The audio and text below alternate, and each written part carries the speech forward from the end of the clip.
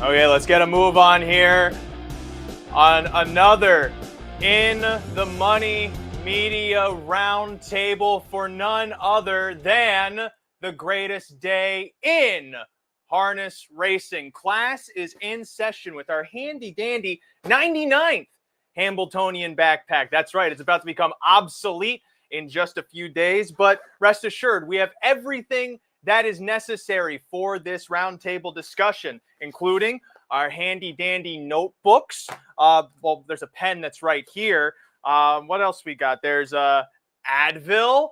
And, well, we don't have time to go through everything that's in the backpack, but surely it's not just the materials that we need for a great handicapping discussion. No, it's the mind as well. And we've got plenty of great minds, including myself, Ray Cotolo, here on this Harness Players Podcast live roundtable discussion for the 2025 Hambletonian. I'm only hosting because Harvey Keitel was not available.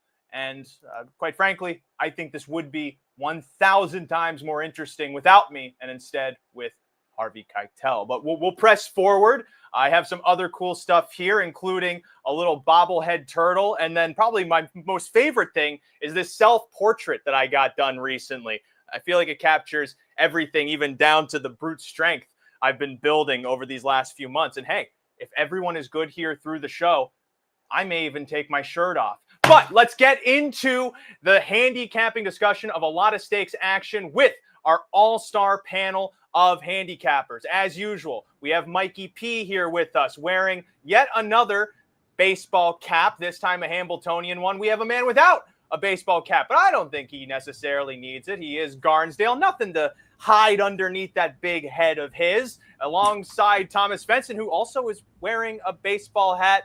And is everyone just wearing baseball hats now here? Adam Bowden's here as well from Diamond Creek Farm. Red Sox hat? Bruins hat? Bowden hat? Red Sox hat. I was at a Yankees game today, and being a true Boston fan, I had to switch back, so make myself feel better. I'm just happy that you were able to make that. What's funny is I always wear a baseball hat, except now.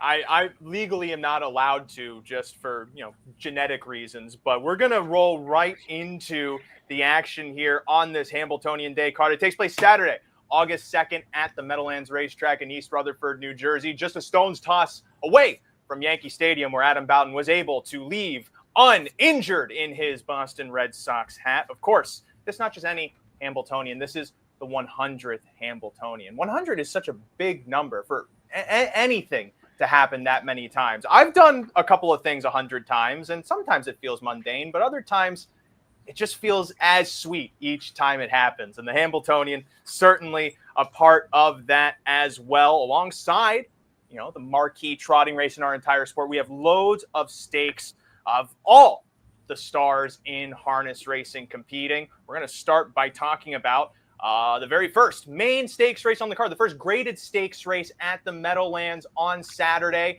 It is race number 2, the Shady Daisy, now a grade 3 event. Just under $100,000 the purse here, with 7 going postward. I'm curious if any bookmaker would want to book Mikee and Minnie at 9-5 inside of this spot.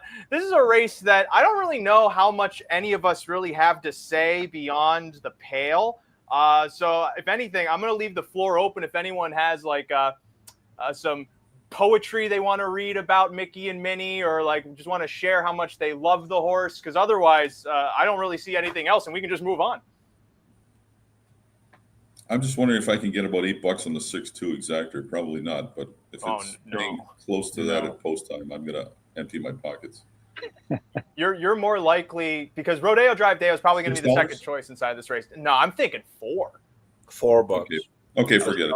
You're gonna double your number. Well, yeah. If you're talking for 2, I think 4 is possible, because Mikee and Minnie's got to be 1-9 inside of this race off of everything she's done. Especially she was about under 1-5 when winning in her first start on Lasix last time in the Tompkins Gears. Rodeo Drive Dale was going to be second if not for the magical Meadowlands passing lane opening for Giggling on the Beach. Really, the only other horse I find that's potentially interesting inside this race is the Beautiful Things for Husted. Just was able to get third at 160 to 1, but you're not going to get 160 to 1 in a field of 7. So I'm really sad. No one's like, written a haiku for Mikee and Minnie. Something like clip goes the clop, itty. That's better 6. Gambling races, and that's what we're here for. So. Oh, well, Mikee, are you saying that maybe, if not for the second race, you want to talk about a great gambling race in the 5th race on this Hambletonian card, as I don't have the graphic loaded for it just yet. I was not anticipating things to go that quickly through that discussion. But race 5, 7 horses, Mike? How about 6 horses for the Cane Pace, the debutante co-feature for, this what was usually a big day in and of itself. The Cane Pace, the second jewel in Pacing's Triple Crown, was at Freehold Raceway before Freehold Raceway went to be no more, now at the Meadowlands. On the undercard of Hambletonian Day, it's become a weird race ever since landing on Hambletonian Day, especially, given that it's right after the Adios. It's a few weeks after the Meadowlands Pace. Not a lot of horses really put it on their calendar. And in some respects, it may just be a free $100,000 check for some of the horses that have showed up here. Madden Oaks, of course, Meadowlands Pace winner by disqualification. Captain Optimistic coming in off that 149 win. Thomas, I'm going to start with you on this race specifically, because Captain Optimistic, we're always before every single one of his races, we're thinking, is he going to show up or is he going to throw in his usual quirks?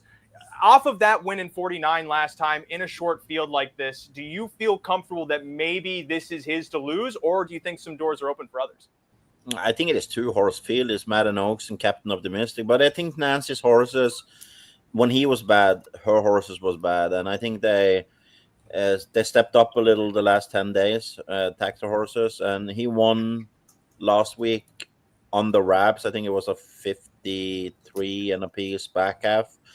And he's the horse to beat. And it's all about position. It's all about the half. And it's all about the last quarter. But we do it easy. Madden Oaks and Captain Optimistic. I don't see too much. Sugarman was 2 lengths behind Captain Optimistic from the helmet. But I'm going to be on my pick 5. I'm going to be 2 horses.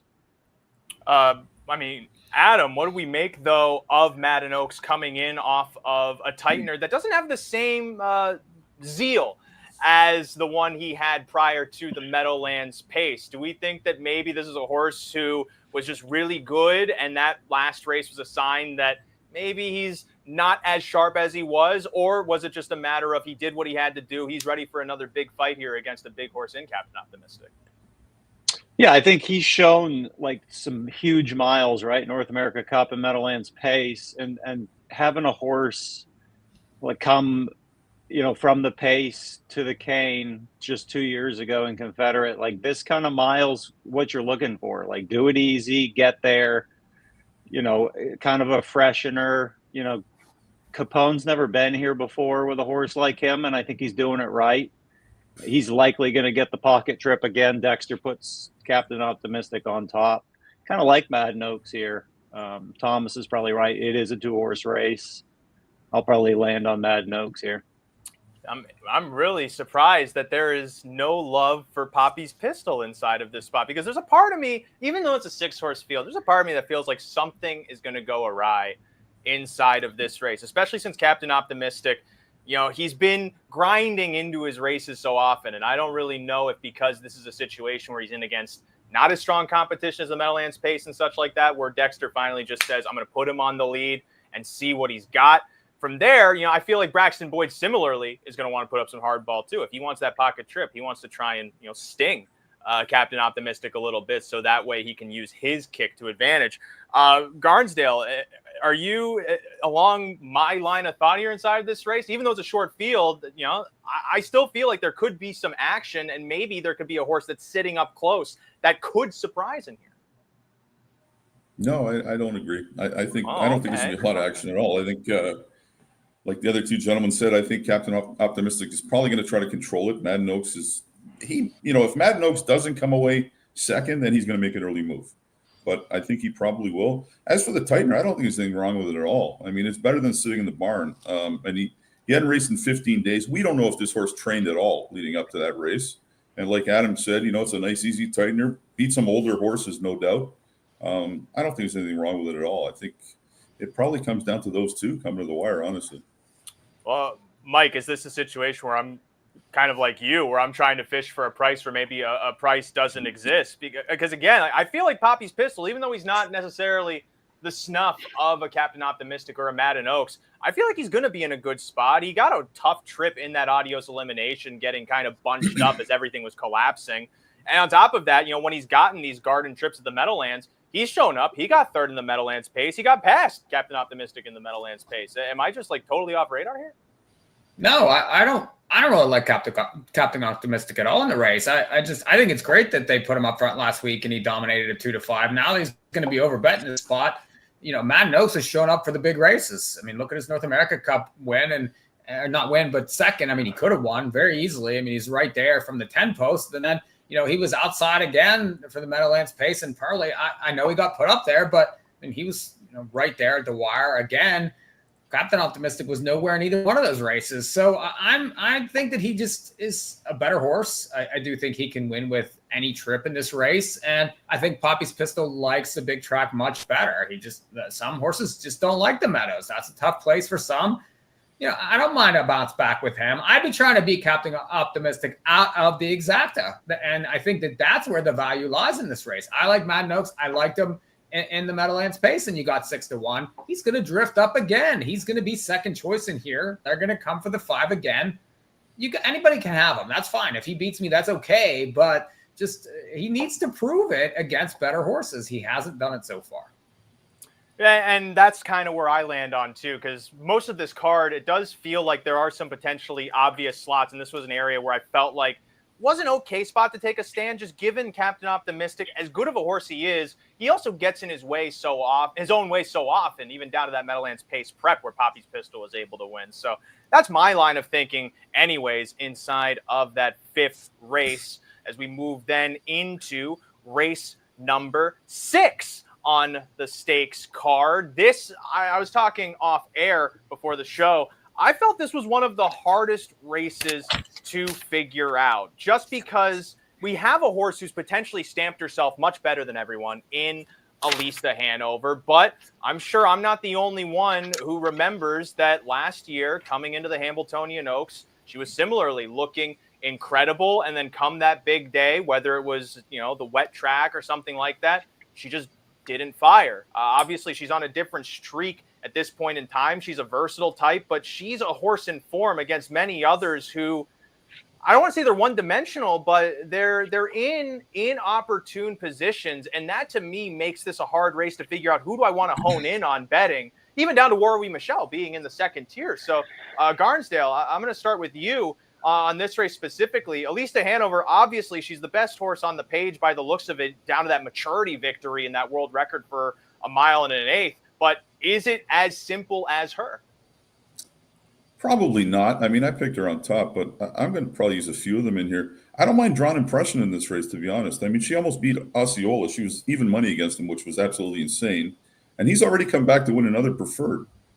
We're talking about racing against an older male and almost beating him in the preferred. Now she's in against mares. She's lightly raced. We know Luke Blake comes up big on these days regularly. I'm kind of interested in her in this race as well.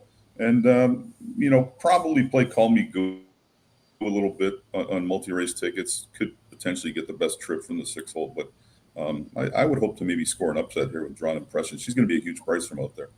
And I was trying to find what way she could get into the race, because her Armbro flight elimination, it makes her seem like she could be potent from off of a helmet. I think she only lost there because Willie's home run got the better trip. Nothing really against what Drawn Impression did there, but at the same time, she's probably going to be in a position where she's going to have to come home in 26 and change, something like that. And it's a big question mark of which Elise de Hanover is going to show up. If it's the same behemoth that's been storming over the Meadowlands track of late, or if it's a horse that's going to be maybe potentially, sure, I don't know. Adam, is this potentially unfounded on my part? Am I maybe just living through too many Hambletonian Day traumas in horses that just have not fired for whatever reason and trying to beat Elise de Hanover?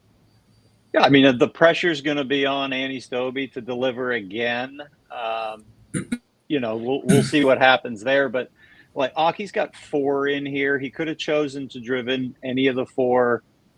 I actually like Where Are We Michelle. I thought she was really good in the Hambo Maturity, just got beat, just parked kind of the whole mile, kind of in a bad spot. 11's not bad. He chooses to drive her. Our partners and friends, San Andrea, they're in town. They're here. They think they're going to win. I'm going to back the filly. I like Where Are We Michelle. And I feel like the second tier also makes her a potentially compelling price. On top of that too, Thomas, as much as she's a horse that probably prefers to sit closer inside of a race like this, all depending on, if the half clicks in 54 or 56, she does have some speed ahead of her with Yannick drawing post 2 with MM's Dream. Do you think that Where Are We Michelle may actually have a clearer path out of the second tier than most might think?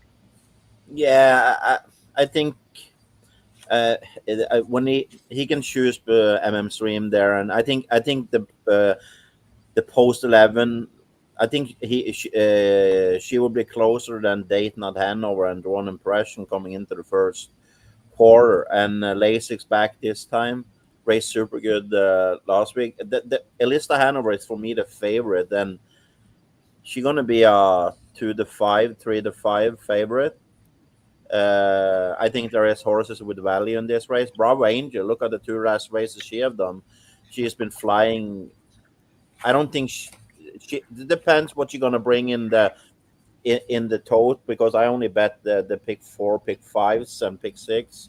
So, but she is definitely a value horse. Call Me Goo is my second choice. Date Night Hanover, Dexter Dunn. The owners want to have him, the Shane from Scott Saron, and qualify with Lasix, first time Lasix. We know if Dayton at Hanover have her best day, and if it's going to be a little overpace, she can kick home good. And Drawn Impression, I agree with the Barnsdale there that she brings value. And Worry Michelle, it's a 4-5 horse field. I'm going to be a little deep, but most of my money is definitely on the list of Hanover. But the value is to try to beat her. I mean, absolutely. I don't know that she's going to be 2-5, 3-5 inside of this race. 3-5, definitely. Really? Yeah, definitely under even money, 100%. I feel like she could potentially be, 6-5 here with Call Me Goo inside of the race as well. And I feel like Bravo Angel is going to definitely take some wise guy play here too. It's why I was like lukewarm about even like trying to consider her in the numbers, because anyone who sees a trotter coming in with 25 and change, 26 and change, they're going to try and hammer her into the number. But she also, is sometimes quirky, has exhibited breaks. And I also have a concern on a day like Hambletonian Day when it's going to be super hot. You have enigmatic things happen. I'm 50-50 on whether Bravo Angel provides any type of value here. Mike, I know that you're trying to find a price here inside of this race going against Elisa Hanover. You and I kind of differ on whether it is a good bet or not, but I'll say at the end of the day, you're probably going to get a good price on Dial Square. Yeah, real quick, though, as far as Bravo Angel, she never takes a lick of money. I mean, look, I realize that those last two lines with those closes, I mean, she's 44-1, 52-1, 16-1 in her last 3 starts. I mean, she's not going to, be overwhelmingly bet in this race. She never takes any money. So, and there's too many, Aki horses in this race to take money, and there's other horses. I think that's the horse that gets lost as far as the morning line. She definitely goes up off of that 5-1 morning line. But I like Dial Square in this race. I know that nobody has mentioned her yet, but Jane is back on board. She won the Armbro Flight, and that was an impressive win in that spot. And that was a perfect drive, too, by James McDonald. Well, what did he do in the 6-pack when he came back off that race? He had to put her up front. Well, that's not where she wanted to be there, and she ended up losing, ended up 4th in there and tiring. Took some time off, a month off, came back, perfect prep, kicked 26-2 there. I do think if this horse gets a trip and she can and kick off cover here, I like the post. Now, she's going to be first up, then she's going to struggle. I do agree with that, but if she gets that trip again, she's proven capable of beating these horses. She's lightly raced. I think she'll be a price. She's another one that's going to get lost with some of these other ones, especially if Elista takes a lot of money. And that track at the Meadowlands on Hambo Day, when it's the daytime, Some horses don't respond to that. It becomes very quirky. You get prices, you get horses out of left field sometimes. This isn't one of those necessarily, but this race sets up for a price, and I think you need to spread in multis in this race because there's going to be value even vertically. If it's not a lista, I mean, a 5 or 6 of them, like Thomas said, can win for sure. Yeah, I feel like if I was constructing any multi, I may have like a lista as a lone A, and then my Bs are just all spreads. Like Dial Square, I could see. Bravo Angel, I could somewhat see. Call Me Good. Date Night Hanover, I wish she got a better draw inside of this race. Because, Thomas, I agree that, she's coming into this race in good form, but... We should start some fun there. We have a mutual friend that is in harness racing. I listen to his MMA podcast, Cody Saftig, up in Woodbine. Mike Saftig's son. They have like so this is Thomas' classic shoey bet. Me and Mike need to do every time. Me and Mike need to do a shot because Dial Square, she don't gonna get any dollar from me. Thomas just wants to get everyone, wobbling to the exit of Meadowlands on Hambo Day.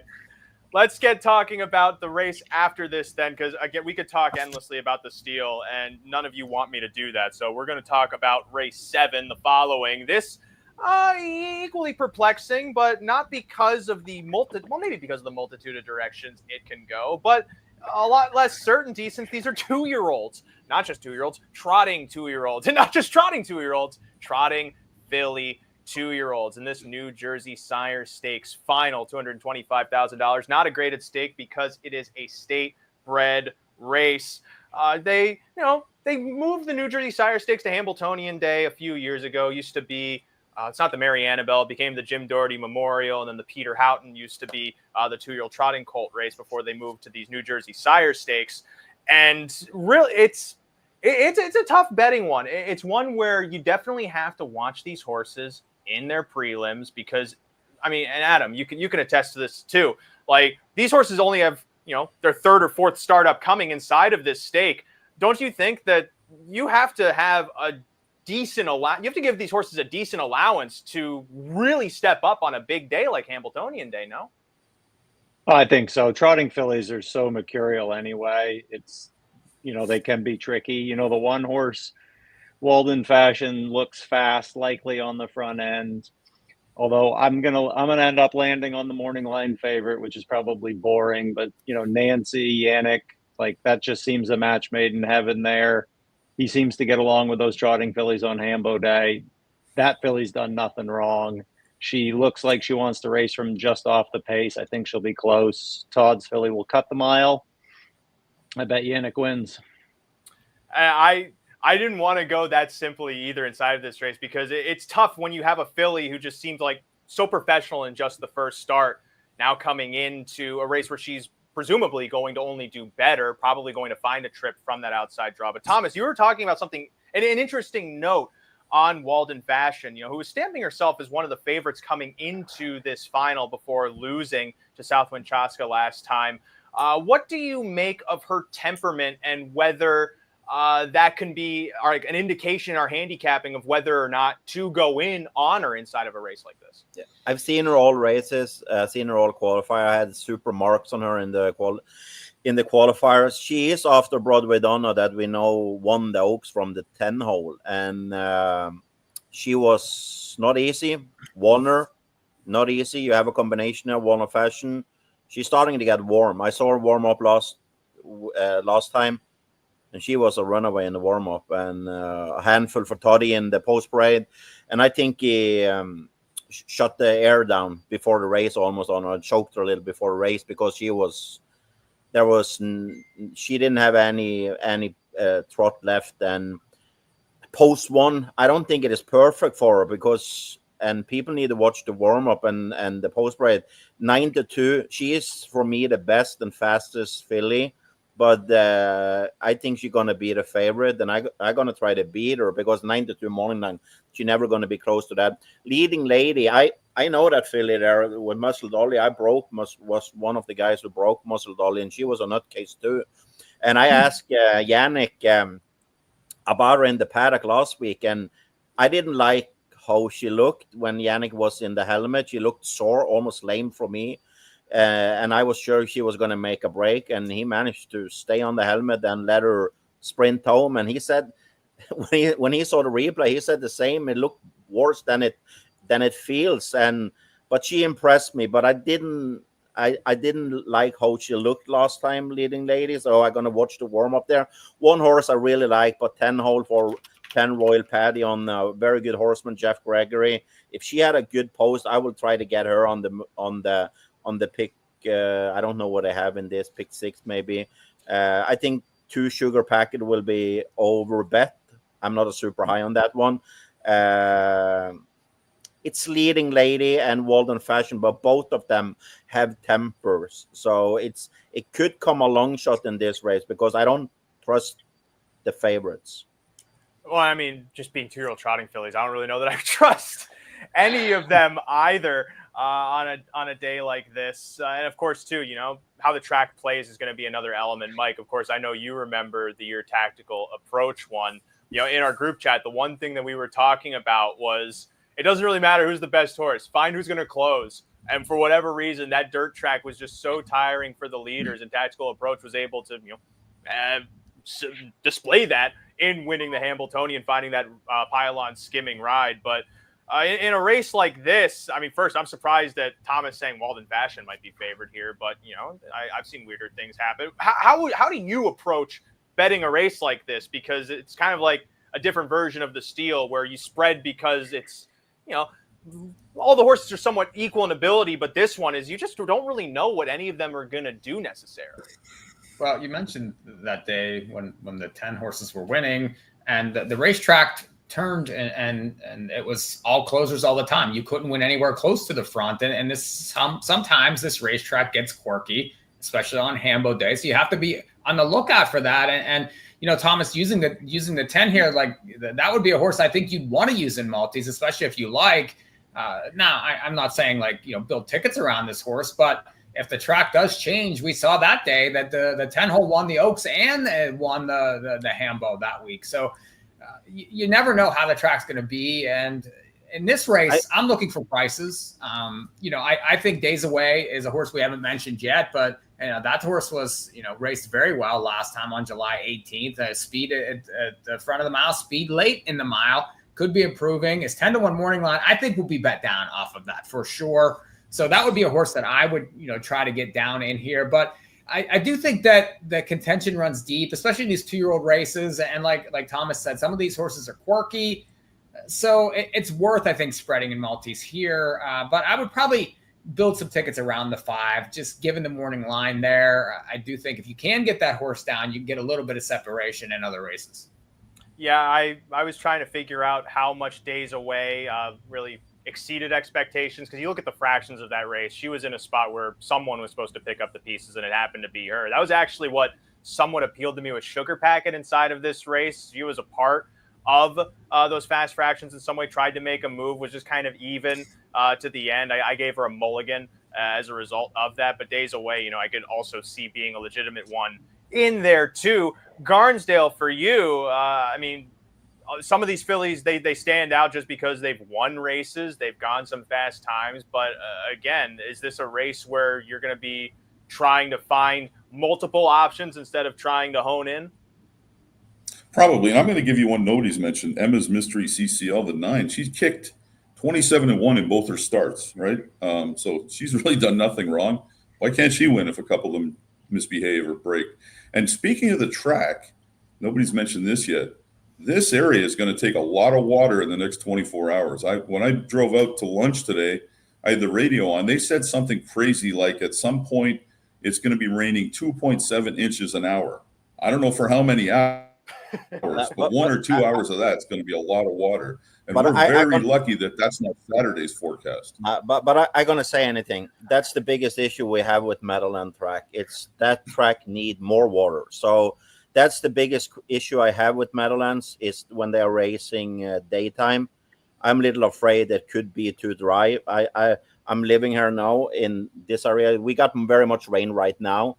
And I think it will rain a little on Friday. Saturday would not be rain. But I'm afraid that when we come to the track at noon, I'm afraid they don't going to keep enough water on the track. So we're going to see a dusty track. If it dries out, is it going to be all speed then, Thomas? Is that what you're No, saying? but a dry track is the worst thing you can do because it's going to be a loose surface, and especially the trotters and especially Scandinavian trainers going to complain. So I hope they start very early on Saturday morning and drench the track and close it so there is little like moisture in it and like that. See, it's common sense, but I had that discussion with the Meadowlands before, but.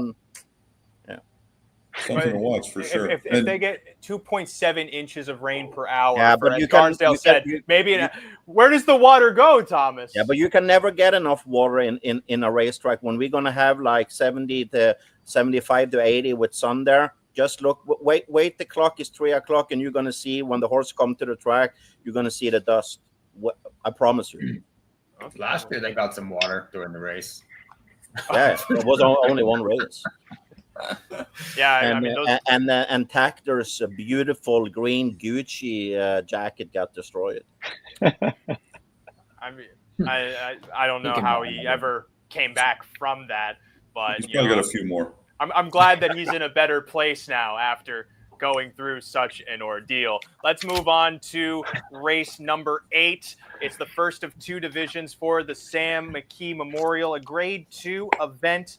9 horses going post for the second division takes place after the Hambletonian. And for those wondering, we are discussing these races in numerical order for a change. So when we get to the Hambletonian, please stick around. We'll still talk about those stakes coming up after the 100th Hambletonian. But I mean, talk about another handicapping puzzler. Unlike the Steele, where we have a sense of who the best horse is in this division, I don't know that we really have any sense of who the best horse is in the free-for-all pacing division currently, as much as Adam maybe doesn't want me to say that for the second division upcoming. But the crown's up for grabs. I mean, the Brower showed it. The Houghton showed it with Maximus Mikee being able to get a win. A Buck-a-Bet Hanover just won in the prep here. Oakwood Arden finally paid John Rallis all of the money that he owed him at 32-1 in winning the Houghton last week. Or not last week on Meadowlands Pace Day, but I mean, Thomas, this is a group where, again, there's some horses that they're racing well, but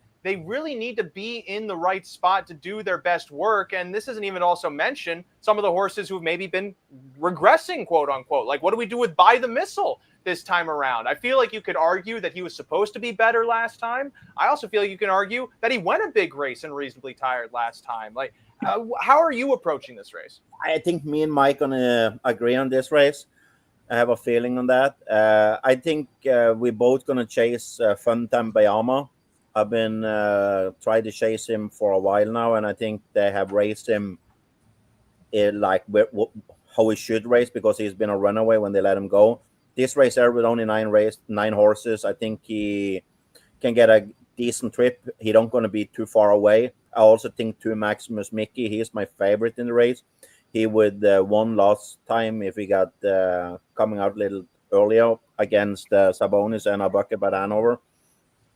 Oakwood Arden, I had him on my pick 4 ticket, I think it was last week, as a long shot. He don't going to be close to that this time, so I think he going to be a little overbet. But he benefits of a smaller field than a big field because if he can get a helmet, he can kick home 25 on a piece and like that. But if you ask me, I'm gonna By the Missile. It's maybe his race to lose, but I have a feeling that he is over his A game with all the injuries, and he raced 8 times last year, and he always gonna have money on him when Yannick have post 3 on Meadowlands. I'm gonna try to beat him. I wouldn't be shocked if he wins, but I'm gonna have Maximus Mikee and Funtime Bayama most money on my ticket, and that's how I'm gonna play it. Of course, Adam, you have Sabonis in the second division. Before I ask you about your thoughts on this one, I'm curious. Would you prefer to draw into this division, or are you happy that Sabonis landed in that second division? Because I feel like this is a somewhat tough group, but that other division, maybe a little easier. I don't know. What do you think? No, I think this one's easier. I think it's I think I would have rather have drawn in here, but I think you're right, Ray, earlier when you were saying like these horses are kind of all over the place. Like they've been there and they're not there now, or vice versa. I think Maximus Mikee's the sharpest horse in the race. 4 out of his last 5 starts, he's been really, really good. And even when he finished 4, 3 back, he paced in 47 and 4. He'd be my pick. Especially if you could get 7-2. I don't think you're going to get 7-2, but Oakwood Arden, I think, needs a fast pace to run into because he closes well. But if they're 122 to 3/4, I don't think he's going to get there. And I just don't see the speed in this race. They're kind of all off the pace kind of horses in here. Thomas is probably right. Yannick's going to put By the Missile on the front, and could be the favorite. He just seems like not the same horse that he was 2 and 3 years ago. So, it's probably cheap of me to say, but Maximus Mikee's the best horse in the race and has been for a couple of weeks. And he's probably going to be in a forward spot too. I can't imagine Andy McCarthy wanting to take back with him, even though he has the inside draw. But Mike, another element to this, Oakwood Arden, he does have that win in the Houghton last time at 32-1, but also like we know more often than not when he's gotten those fast paces to close into, he's only been even coming for home. And so he's in a position now where his price is going to be much lower because he's shown he can compete with this group. How are you navigating the fact that some of these horses also are going to be taking maybe more play than is compelling for a bet? Well, I agree with Thomas totally. I think By the Missile was cooked for sure. I'm happy he's in the race. I didn't like him last time at all. I said it on that show. I want nothing to do with him. He ended up drifting to 6-1. That tells you all you need to know about him. Whenever when he was at top form, he was hammered in these races and basically unbeatable. Now he draws inside. He looks on paper like he's going to bounce back. Nothing to do with him. Maximus Mikee is the sharpest horse in the race, and Funtabayama is the horse that you have to bet on the common. And when he was younger, he had plenty of gate speed. I realized that he hasn't had much recently, but he's capable of getting away from the gate. He gets a new pilot here. I do think he'll be a little closer. And if he unleashes that pick, he just needs to get some daylight. And I think that he's worth playing. So I'd be heavy 2-5. I think that that's where the value lies in the exacta. I think it certainly lies that way in the multis.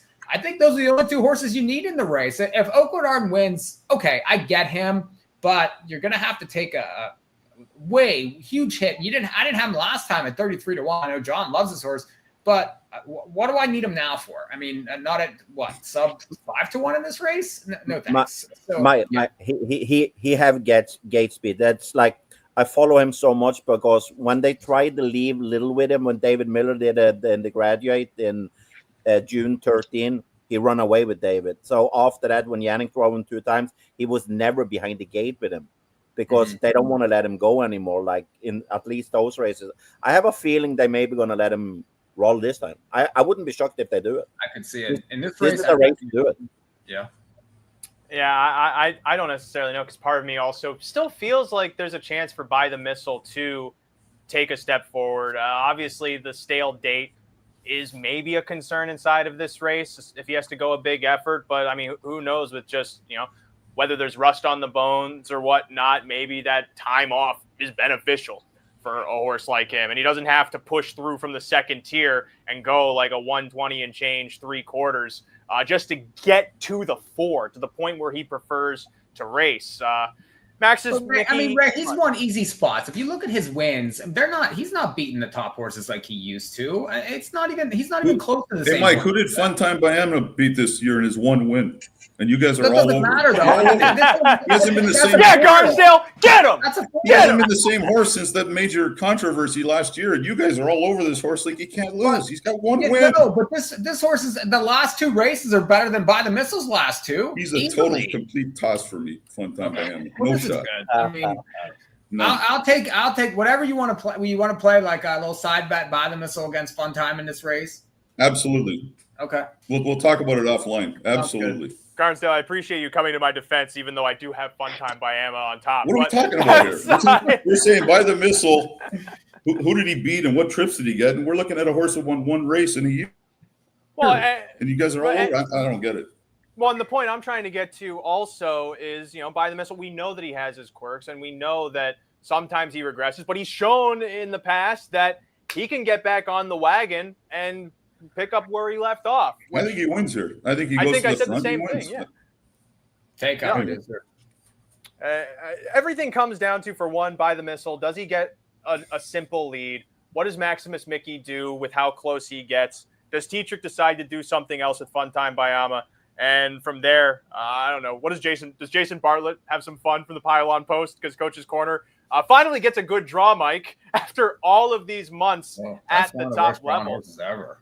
And he may want to try and get a little scrappy from the inside too. Captain Luke has some speed as well. It's not necessarily a super straightforward race, but it's one where you probably do have to kind of dig into form of the past to get to where you're trying to go. Now then, with all of those races discussed, we're going to take a brief little timeout because already here on this roundtable discussion, we have reached the first of the two Hambletonians. This one for the gals, the Hambletonian Oaks. When we come back from our brief little timeout, we'll talk Hambletonian Oaks and all of the stakes thereafter, including Hambletonian 100, including the John Cashman Memorial, including whether Adam Bowden's horse Sabonis is going to be the king of the second Sam McKee division or not. And of course, also the Lady Liberty, where we have another matchup with Twin B, Joe Fresh, and Sylvia Hanover. This isn't going to be a long time out. It's maybe just enough for you to run to the bathroom, and then as you're finishing, you'll hear us come back, and you'll go, oh, crap, I got to get back there. So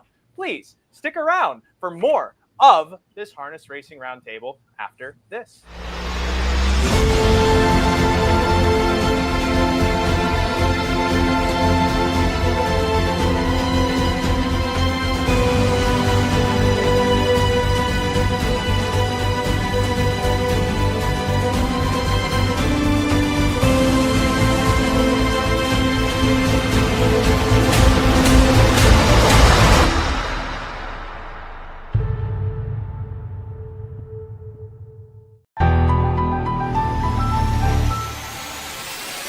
And it's my show. Confederate comes after it's my show. It's my show. Confederate destroys them. Confederate dominates the Meadowlands pace. On the inside, Cannibal wins the adios. And Confederate draws cleared. It's all Confederate in the cane pace.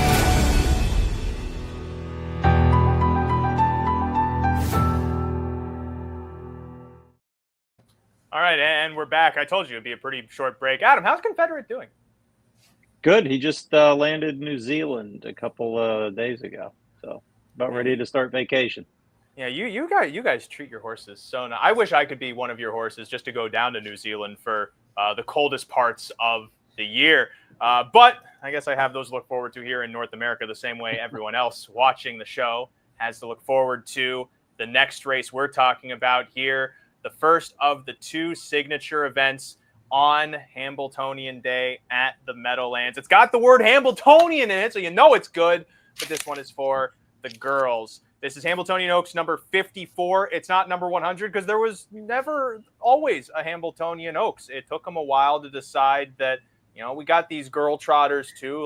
Let's give them a race. And then they did that, and then it became a commingled thing over the years as we get ready for the 100th Hambletonian in race number 12. But we were all kind of talking about how this division has been, it's like many divisions, even down to the free-for-all pacing group that we were talking about in the Sam McKee Memorial. It's left astray, especially with Yo Tilly not being paid into the Hambletonian Oaks, and the Hambletonian Oaks being a race that you cannot supplement into. Add on also some of the top dogs. What a bit Hanover, Lady Landia struggling in their eliminations, not making the final. This is a group of fillies where really, if you own any of them, this is probably a terrific position to be in. No one particularly stands out. Some are coming into this race in pretty solid form, but Thomas, first things first, we do have some horses that have maybe shown a little bit more muscle, like Miss Belmar, Delaney Hanover, both elimination winners. But I wouldn't necessarily think that they are heads and toes better than all of them, depending on how things shake here, don't you think? Yeah, the three of the best fillies are not into the Oaks. Yo Tilly, Lady Landia, and What a Bit Hanover. So all fillies didn't go faster than 52 in a piece. We're gonna say that the Hambletonian we're gonna see is one of the best Hambletonian we have seen in a long time, and then we can say the Oaks is weak. I think it is a weak group, but we're gonna handicap it. Miss Belmar, she touched the knee on the middle of the home stretch. That's why she was close to making a break for Andy McCarty. She had the plugs left. She should be the favorite, but the rail. How is she going to be on the rail there? Because Yannick going to leave for position. Kevin Oscarson is going to leave with sound judgment because he's going to have a helmet. Our charm, we saw what Scotty did with her last time, and David Miller going to float her out too. Delaney Hanover going to float out also. She raced with no shoes up front last time. Plugs was left. Scotty said she was getting little pacey last 116.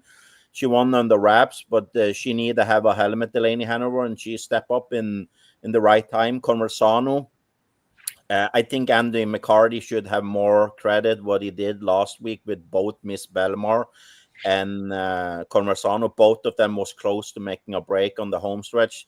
I saw some guys said the Conversano got little alone and like that. She didn't do that. She was more like he almost lost Conversano, Andy McCarty, and I don't know what James going to do from the 6-hole because she can leave okay, but the horses on the inside can leave. So how close is she going to be?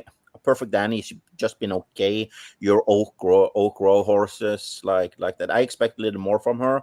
Walsby, she is a nutcase warming up. She kick and turn around, and she is a handful for the Norwegian Viking Tron.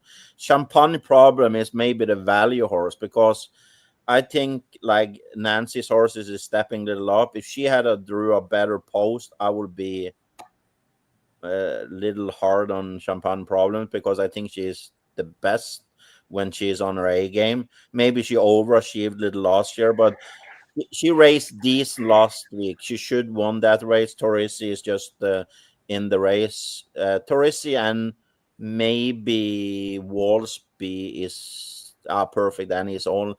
I can almost see every one of the 7 other wins. I think Miss Belmont should be the favorite. I think Champagne Problem is going to be the value. I like Conversano if she can get a good trip. Delaney Hanover need a helmet. If she can get a helmet to the home stretch, she kick in. And Deja Blue is going to be Yannick. We know what Yannick does when it comes to Oaks. He's going to be in position to win. So it's a wide open race that I'm going to be invested deep in. Adam, I have a distinct memory from when you were on the Meadowlands Pace Roundtable. You were on the Deja Blue bandwagon somewhat. Unfortunately, she just didn't have the trip work out for her, or she just didn't come to terms with what she had to do against Yotilli inside of that race. But what do you rank her inside of this spot, given she has a good draw and, you know, was closing on Miss Belmar when that one took a rough step from the inside, when it seems like she doesn't really do her best work trying to pass inside of horses? Do you think that maybe we should give Deja Blue a second look here? I mean, I do. Thomas kind of ran through everything kind of nicely, but Thomas, do you think, I just have a question. Do you think they pull shoes again on Delaney Hanover? Yeah, I think that's the plan, to pull the front shoes. I know Scotty said she got a little pace, a little 116, but working on the feet since that race. So I expect that. There could be a bridle change. She's been racing with an open bridle. It could be a pull down bridle. And I have a feeling she would explode with that. Maybe it's too many. He can pull the air plugs and pull the blind bridle down. So Scotty see the money man need to be on work. So yeah, and I don't know if I wouldn't be shocked if Tactor gonna do anything with the shoeing. He can. I wouldn't be shocked like a Champagne Problems if they pull the shoes on her coming into the final as a little long shot. My issue with Champagne Problems though is that if she's not on the lead, she's like almost not interested at all in winning. She really has to be on the lead, and I don't see how she ends up on the lead in that race. And I know you said Walsby's kind of a knucklehead, but she might be the fastest one. If Tron can kind of point her in the right direction. I love her as a long shot. Maybe not to win the race, but certainly to be like maybe second or third on a ticket. One thing we need to see, we know Noel Daly always on the big days. He can pull shoes, and I won't be shocked if you have a horse that hit the knee. I wouldn't be shocked if he pulled the shoes on Miss Belmar. Yeah.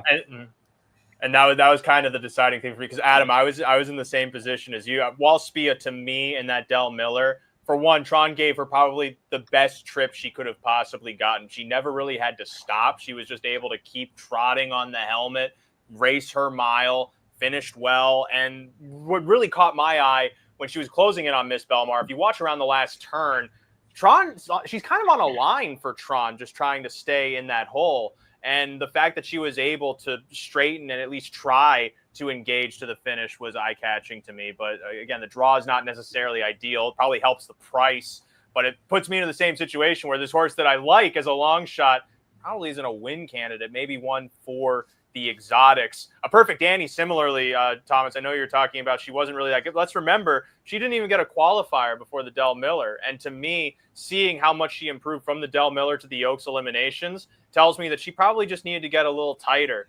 And we know how much gate speed she has. I can't really see Todd McCarthy taking back with her from this spot. Her best shot to get the best check in this race is to go forward. And at 20-1 on the morning line, I mean, she's another one that maybe can potentially hit the ticket. But Garnsdale, your Canadian boy James Mack picks up the drive on Conversano. She has more wins than anyone in this field this season. 6 victories from 8 starts, hasn't missed the board in any of them. What do you make of her? Because I feel like she's the elimination winner, somewhat lost in the fold, because in the lane she was drifting out. Our Charm was coming back at her. In some ways, it was impressive how she was able to fight back, but in other ways, it seemed like she showed a lot of vulnerabilities. Yeah, I just want to make one observation. This is, one of the main reasons people should tune into this show. Thomas has given us the observation that all 3 of the elimination winners came close to breaking, right? So for me, that kind of makes this a spread race, because one or all of them potentially could break in this race. And that's not something everybody that watches races can pick up necessarily. So, and he gives us good information on horses training, potentially pulling the shoes. I had Miss Belmar on top in this race, but not by a big margin. And Ray, you kind of got me interested in a Perfect Annie with this analysis you just said there. So, I mean, like Thomas, I'm probably going to be using a bunch of them, but like I said, I mean, that's some really good information to give out to the viewers.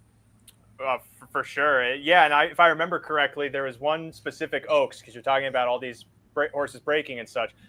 There was one Oaks where we didn't even have any of that, and Longshot still won it, of course. That was in 2012 when I remember being in the front paddock of the Meadowlands at the rail and watching Check Me Out and Maven get in contention, and then all of a sudden they come to the finish, and I have no idea where they are because they both broke at the same point of the bottom turn. Both horses that never really showed any braking issues, and just on this day, for whatever reason, that sort of stuff does happen. How about you, Mike? Obviously, if Miss Belmar steps forward from the elimination, she stands out here, as does Delaney Hanover, being able to come home off the helmet like that. But are you siding more in the Garnsdale camp here of maybe one of these other fillies can step up because no one has really established themselves to be that much better than the other? I think in a wide open race with horses that all have quirks and a lot of them like to be up close, that this is going to be a meltdown. And I want the best closer.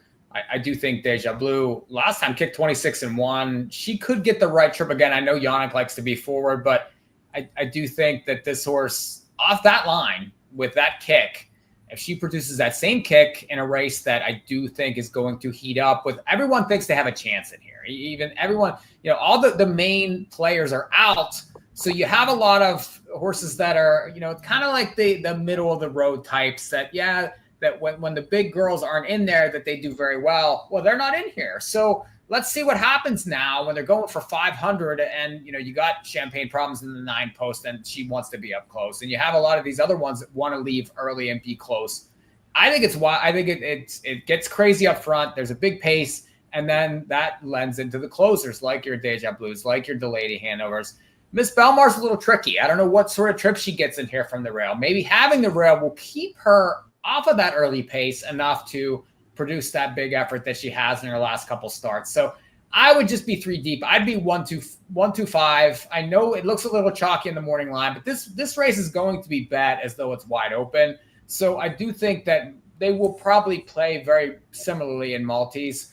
And that's just how I'd be looking at it. I'd be trying to fake Conversano a little bit. The $1 million question to everybody. Who is $500,000 technically? Yeah, the $500,000 question. Who is after 3/8 of the mile? Who is cutting the mile? Mm-hmm. Mike. There might be 2 or 3 of them out there. Mike, who is your pick? I think the 9's going forward. I think that's her best chance to win. So I think that she'll be. I think that Dexter's going to try to be forward with her and try to get the front. So that would be my thought. Adam, who is in the front after the 3/8? I think Conversano and James McDonald. Ray? I'm trying to think who makes the remove, because I think a Perfect Annie is the last one onto the lead, unless Dunn, because again, I agree Dunn has to go forward, but also if Champagne Problems gets the front, I don't know that she holds on to a good piece of the check. So I could also see Dunn trying to race her from off a helmet from all the way out there. But then the question is, does a guy like Kevin Oscarson get aggressive? And he's the last one onto the lead. Because, he did that in the elimination to get that forward spot. Garnet? I say Art Charm will be leading after 3/8 of a mile. I say Cookie Monster, Yannick Ringross. They just... Really? Okay.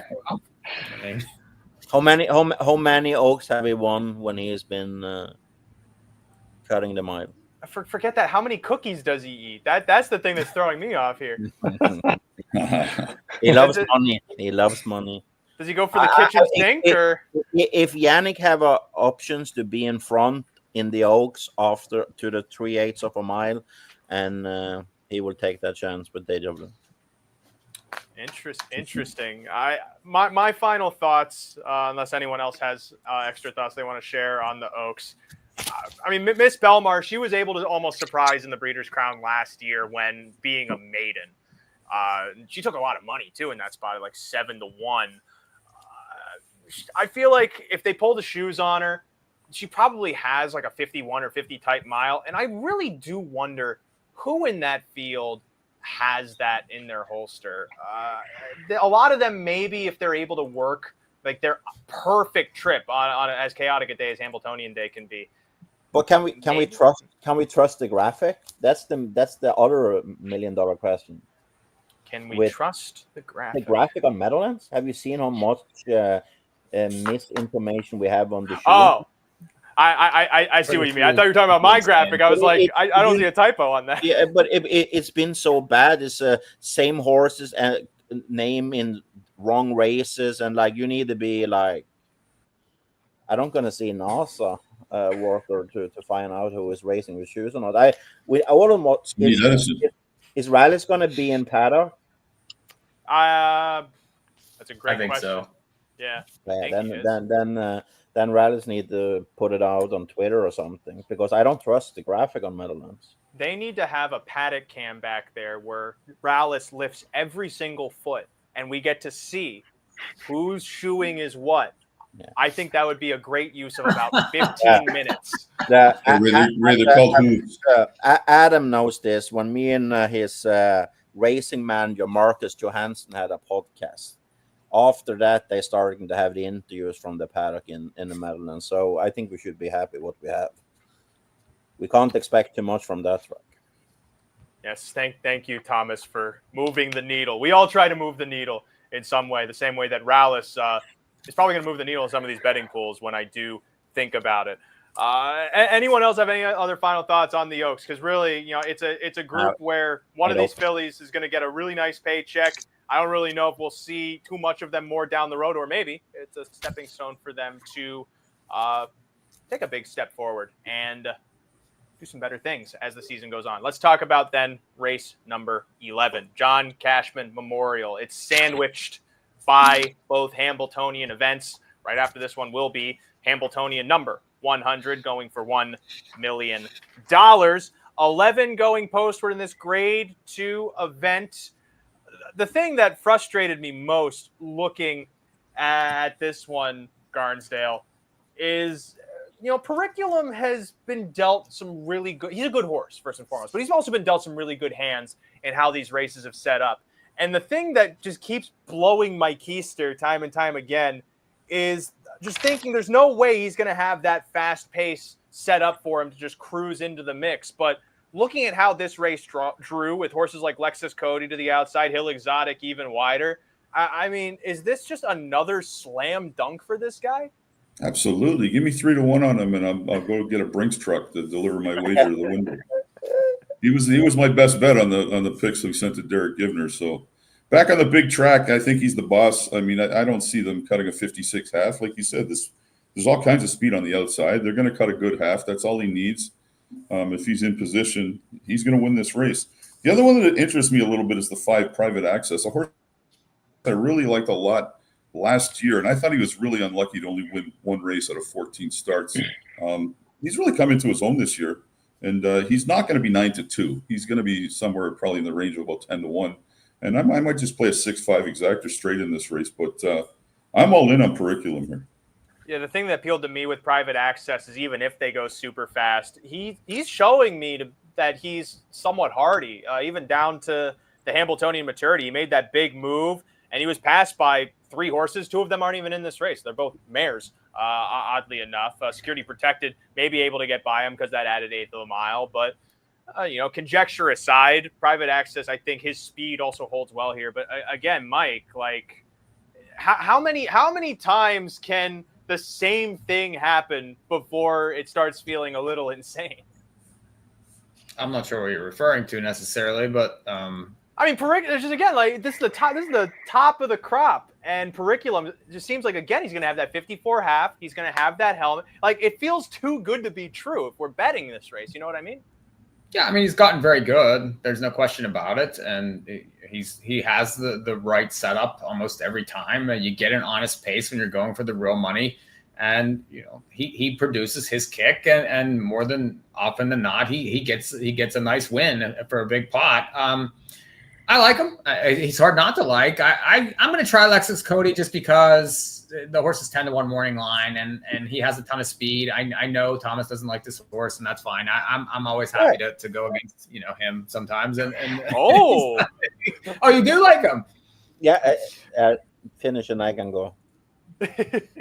I just he loves this racetrack, and I do think that with that price point, I have to be involved with that horse in this race, and so one like Chris Hostetler mentioned, and we were talking about this last week when I was with Jeff Zidek at the Meadows. Hill Exotic just went to the Meadows and produced the fastest mile in Meadows history, 50-3 at the Meadows for a trotting mile is fantastic. So he's more of a small track horse though, so I wouldn't be interested in this race.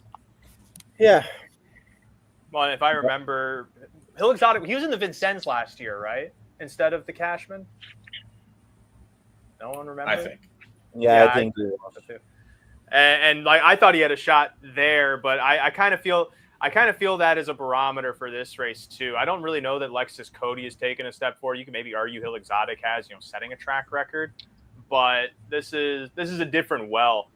In my opinion. But Thomas, I'll let you make your case because at the end of the day, if a horse like Lexus Cody wins and pays $20 and I talk people out of it, I don't want to get gunned down. So tell me your reasoning as to why you fancy him inside of this spot. No, but it's Periculum's race to lose, 3-1 morning line. Is it Rallis who set the morning line? Not for this race. He only did then I understand it because then it should be even money. He's going to be a big favorite. The only question mark I have I am not sure if we're going to see so much speed in this race because Lexus Cody is the only guy, and Shepherd Crass is maybe the only two horses. Serpinoku just going to protect the rail. Security Protected is another horse, I believe, Lillian. He won last. Going to go. Huh? Private Access is going to go, though. Yeah, Private Access, but it's I don't think we're going to see a 54, 55, 50, maybe a 55 and a piece. That's the only thing I have with Periculum. Who is going to be giving him the helmet? He need a helmet, and I think if he get the helmet, I think he wins. But Security Protected race last week on 51 and 2. He's been sneaky good with good competition against his horses. He raced with you last time, open bridle this time. I think the blinkers is coming on again, and the shoes is going off. Security Protected, I think he can surprise little. Alexis Cody, 10-1 morning line is a crazy morning line because he will be top 3 if he didn't make a break on Plain Ridge. We know Yannick going to be aggressive. I think he's going to cut the mile. And the only question mark, like I said, who is going to be the guy to move like Periculum to get him the helmet? Aki, is he going to do the up you down? Never, because he don't want to work that horse. He need to have like a perfect trip to make money. Shepherd Cross, he is best when he is running away. Private Access, it's been racing good. Won only one race last year. Gruesome Twosome haven't been good. He won a cheap race down in Chester. Oh well, coming back to qualify. Hill Exotic Post 10. That's the only thing I have against Periculum as a betting perspective. I wouldn't be shocked if you don't see the helmet when you need to pull him. I don't necessarily know that I feel that way. I feel like a horse like Security Protected or Shepherd Crass would be in position to pull first up, and Security Protected is coming in off of a confidence-boosting win. You think David will pull if Lexus Cody is in front? Maybe. I've seen stuff like that happen before. Ooh, girl, you think that won't happen? Adam, you need to step in. No, Thomas, I agree. I actually think Periculum's first over in this spot. Okay. I think Thomas is right. Like, he may have to do work for the first time. And I'll be honest, I think the switch and what Nancy did with Gruesome Twosome, send him to Philly, gain some confidence. I always think that's good, especially for 4-year-olds. Like, he got his ass handed to him there. He was no good a couple of starts in a row. You know, we've done this before with horses. You send them over in a place cheap. They gain a ton of confidence. They get a driver switch. Timmy's going to have confidence. I actually think he follows Periculum. And I don't know that that's not a bad spot. 3 weeks ago, I picked Security Protected in a race that I thought was boring. 2 fillies ended up being first and second. Security Protected was good. I kind of like those kind of prices in here. Periculum's going to be way, way, way too short. Well, and worth noting, too, that now there's a 15,000 that Gruesome Twosome won in. I mean, these are some noteworthy horses, once in a lifetime. I don't remember if Jim Campbell still has him or not, but I mean, that was a real big horse on the Sire Stakes circuit. And French Wine, especially. I may or may not have seen both of them at Oak Grove, but that's besides the point. I think from there, do you really think, Adam, though? I mean, Periculum, if he's first over, I could see then whoever's on his helmet having appeal. But do you see Gruesome Twosome waking up to that stretch sprinting tactic? Because he's going to need it against a group like this. Well, I think Periculum, if he has to be first over, will want to be awfully darn close to the leader when they hit the top of the stretch. So he could be second over, only 2 lengths back. So, you know, if that's the trip he works out. I could also see Timmy leaving him on the inside, you know, if the outer flow starts up and he sneaks up the inside. That's an interesting insight, because really the only other way I thought this race goes is Louis Waugh gets the lead and then just goes all the way, because even though he was 4th in the Hambletonian Maturity, I thought Private Access put in a huge mile, and he's coming in off one of those typical Luke Blake qualifiers that I know if John Rallis could have been there in person, like a tear may have dropped from his eye. Like, there's not a qualifier that he does not watch, see, attend, God knows what else. It would have been a beauty that honestly I envy that he gets to experience. But that aside, he may also be a little bit of a better price. Not like a terrific price. You're going to get better odds on Gruesome Twosome. Better being they're going to be higher. The likelihood of the horse winning, I can't really argue. But, Private Access, if he's 4-1 inside this race for some odd reason, I could see appeal in that. Periculum will be 3-5 when the race goes off. And so then for sure. I think 3-5. So for sure, I would try to beat him. So. And that would make a horse like Private Access probably like 7-2, 4-1, even if he's a second choice. But go back to the graduate there. When I had Gruesome Twosome 2 times, and he was like 5-1 and 4-1 in the 2 graduate almost. So I see Adam's value also, and Timmy as a long shot. You can't get a better driver. I don't know that I'm necessarily sold on that, but again, if you want to try and catch a big price, don't let Ray. Don't say I didn't bet him because Ray Cotolo told me not to. Let's move on to the big one then. Important. Yeah, the most important. There have been 100 of these, if you can believe it. And I thought about ahead of this race, I would have exhibited how important this is by counting to 100, but I think everyone knows what happens when you go through that sequence and just how thrilling it is when you get to numbers like 75, 89, and dare I even say 5. But let's talk about race number 12. It is the 100th Hambletonian. It goes for $1 million. I should have checked to see what it was worth the first year, accounting for inflation, because it probably is still like one of the richest races that's ever been run through all of North American harness racing. These are the 10 who will be competing in the marquee, not just trotting race, the marquee harness race. It goes off at, I believe, 4:41 p.m. Eastern Daylight Time. Dave Little has gotten it down to the minute in his press release. And also they have to do that because it is going to be on national television through Fox Sports on America's Day at the Races. People will watch the greatest harness race, and then afterwards watch an allowance optional claimer from Saratoga. Thomas, I'm going to start with you here. Oh, you're giving me this one? Okay. Okay, Thomas, no, you're not getting it. Mike shoes. is getting it now. Mike is getting it now. Tell us all the horses that are pulling the shoes. Mike is getting it because Mike can start. Mike can start because I have so many scenarios that for the 100th Hambletonian. If you're going to start, you got to sound excited. And Thomas, just for that, you're going to have to go last. You did not have the enthusiasm that I was looking for in this discussion. I'm ready. That's Mike, you and I have kind of somewhat talked about this. I talked about this in our hit with PTF on the network. I am lost to see how this is not just the most picturesque setup for Maryland if he's going to be the horse that everyone says he's supposed to be. But of course, there are other good horses inside of this race. Emoticon Legacy supposedly has an inch or two to loosen the hopples. They're switching the shoes on him inside of this race. Super Chapter, still a speedy guy when he tries to go down the road. Nordic Catcher, I feel like he's probably the monkey wrench inside of this race too, as Ox Fenstead tends to be year in, year out in this major race. So just tell how did you process the draw, and on top of that, who are you excited for price wise? Well, as far as the draw goes, there's no excuses. Every horse is, especially all the top ones, are all drawn perfectly. There's no really complaining that you don't see one of these favorites end up in the 10 hole. Well, Go Dog Go. We thought he might be a favorite, but now it's there was a tweet this week that the Go Dog Go went from being the favorite to now might as well be a 5-claimer out in the 10 hole. Was less than even money in the elimination, and now he's in a 10 hole in the final. He might be 30-40 to 1 in this race. It's just a battle. Super Chapter, Emoticon Legacy, Maryland. Those are your top 3 contenders. You got.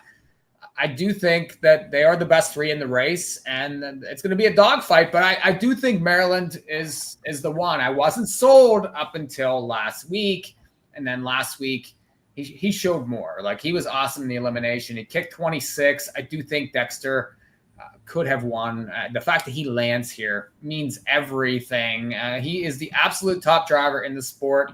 He could have picked the other horse that's undefeated this year, that's shown these huge miles, and he ends up on Maryland.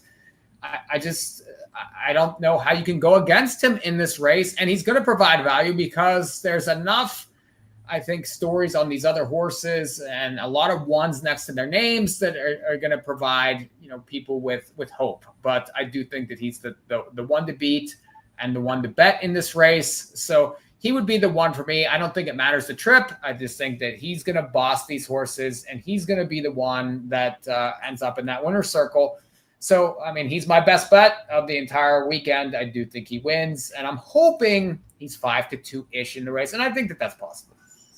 Yeah, I mean, mask off for me, too. He's my best bet on the whole day as well, even though, you probably want to have a win going into a race like the Hambletonian. I'm hard-pressed to think that every race has not been, not necessarily by design, but I think Team Melander has gotten exactly what they want out of each of those precursor events before this race, even down to that elimination. One more stride, he wins over Nordic Catcher, as you saw in the replay here. But I don't know, Adam, I mean, sometimes we get so married to these storylines inside of racing, and everyone all winter long was excited that Maryland was going to come back. I mean, we did this with Carl. We wanted to give him the trophy before he even stepped onto the racetrack. But granted, he earned the trophy.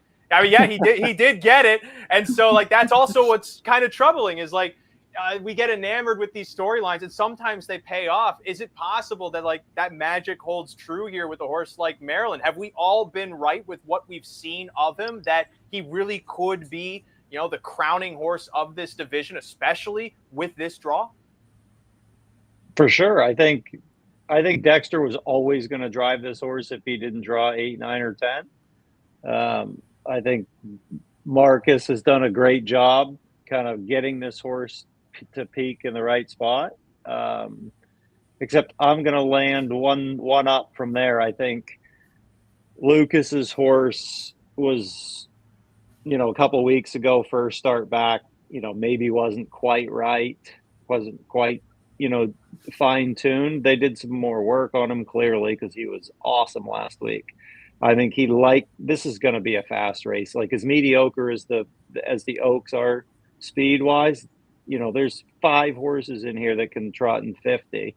I think they're going to rip it, and he's the best horse. He's the best horse off a fast pace, I think. So Maximus Miras. I got a soft spot for Blank because we bred him, and he ended up with the name Blank because I submitted 13 names to the USTA. They all got denied, and I got annoyed, and so I named him Blank, thinking somebody else was going to pick a better name than I could, but they didn't. So, my long shot's the 9. I thought Greenma, PA Sire Stakes kind of horse, peaking at the right time. I thought he was sneaky good in his limb. I don't love the 9, but for a long shot, maybe to nail the try or the super, I like him in 3rd. Yeah, but Maximus Miras on top, Maryland 2nd. I'm not going to guess for a colt out of the mare Cover Girl what the rejected names may have you been. can imagine. But I was talking about this with my dad, because my dad was like, why is there a horse named Blank? And I was thinking, you just submitted the form without anything on it, and then they just... I almost got to that point, but yeah, that's where I landed. I'm thinking somewhat similarly too, but not in favor of a horse like Maximus Miras, because I think Maryland finds a helmet inside of this race, and Yannick Gingras picking up Super Chapter again. In my mind, it makes it that race where if any gauntlets are on to the finish, then we got scammed. I think all of these horses are going to be all in from the start of the race, including Super Chapter, who can't race from off the pace, and he's able to go 50. Who knows if he's able to go a little better than that on a day like this, and what type of heat he may be able to take from some of these better ones. I agree that it does set up for somewhat off the speed, but I feel like Maryland just lands inside of that spot. Again, Thomas is last because I want to talk to you about Maximus Miras, but I need morale to improve. Garnsdale, what about you? Are you similarly in the Maryland camp, or are we maybe looking at this too much like Hollywood? Like we want what feels like is supposed to happen to happen. See, I'm on a horse that I'm now sure that I'm going to get a price on because none of you guys mentioned him at all. I like Oakie's horse in here. Which I was a one? big fan of this Really? Nordic Catcher S. I was a big fan of him last year. I made a big bet on him on Hambo Day in the New Jersey Sire Stakes final, and he jogged. So we know the Hambo afternoon doesn't bother this horse. He wins in 50-3. Everybody's going to toss him because Maryland was closing in on him. But Oakie's already said he's pulling the shoes. He's already announced that in the press. So maybe if he can go 49 in a piece, why can't he win this Hambo? I think he's going to clear to the front at some point, and he's probably going to end up in the pocket because somebody's going to retake on the backstretch, and he's going to drift up from 9-2. So give me 7, 8, 9, 10-1, and I'm on the Nordic Catcher. But okay, I agree. He's probably going to. And Oakie's already won a Hambo, so I know people like to criticize him, but maybe I could have drove Captain Corey, but he got the job done. Do you feel, because my worry with him is, for one, he is going to the lead. Like, he's going forward no matter what. But Super Chapter's doing the same thing. And I don't know that Yannick will sit the 2-hole with that horse, because that horse does not, I mean, he sometimes races from a 2-hole. So maybe he carries me to the stretch, and I win out of the They're going to throw down. the pocket. Yeah, I mean, pulling the shoes is an interesting piece. They also did a bridle change on him in the Hambletonian elimination, which helped him go that extra step forward. But I don't know, what type of price do you get? Because he won an elimination. So, like I said, I think he's getting dismissed. You guys even mentioned him after winning the elimination.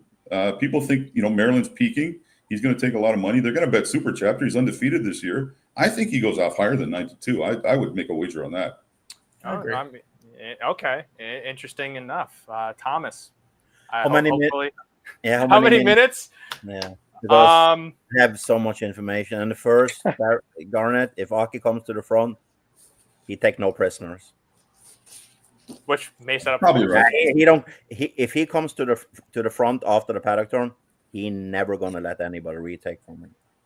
I would be shocked if he does, because he's gonna pull the shoes. He had a pull down bridle on him last time, and he also drive him very aggressive. I think he also drive him very aggressive because Lady Landia and What a Bit Hanover did fuck up his day, like driving right and everything.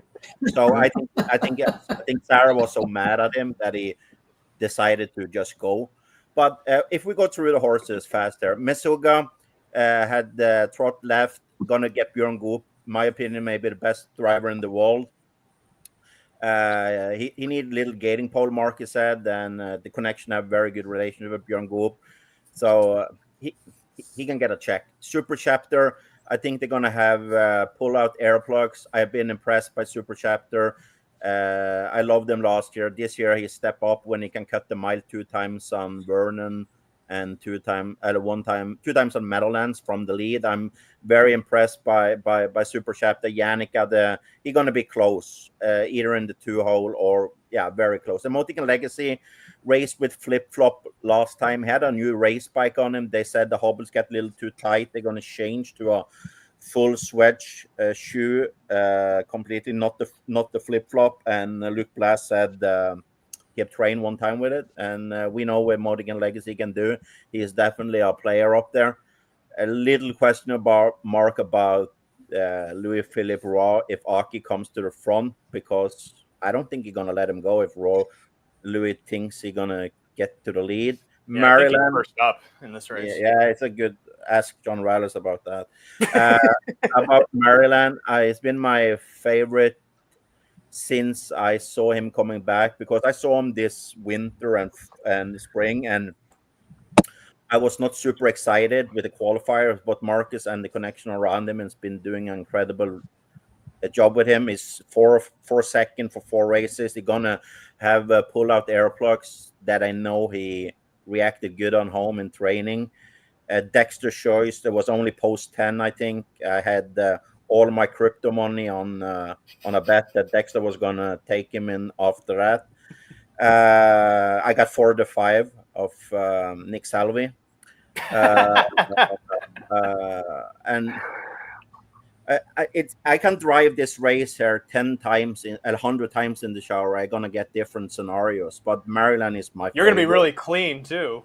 Yeah, and it's so many. It's the one I've been here 10 years. It's the best Hambletonian I'm gonna witness, I think, the last 10 years on the quality of the horses. Maximus Meras, He has been struggling during the winter and spring. Lucas managed to get him back on track.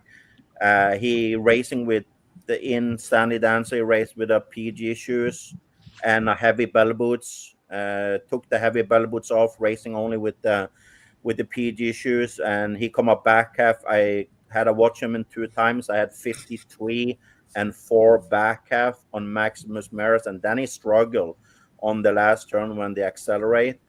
I'm not sure what Lucas going to do, if he's going to race him still with the PG shoe or he's going to light him a little up. He is not the best thing was if we had 2 more weeks with Maximus Maris, but I know I think he is maybe the best horse on class, but he has struggled. So I was like, when he come back 53 and 4 last time, I was super happy because this horse is a freak, but he struggled much. I wouldn't be shocked if he wins. If he can get a helmet like Adam said, and he's close, good luck, because he's gonna fight to the finish line. Nordic Catcher, I had him on my ticket last time when he was 10-1 because I had a feeling that Aki would take no prisoners.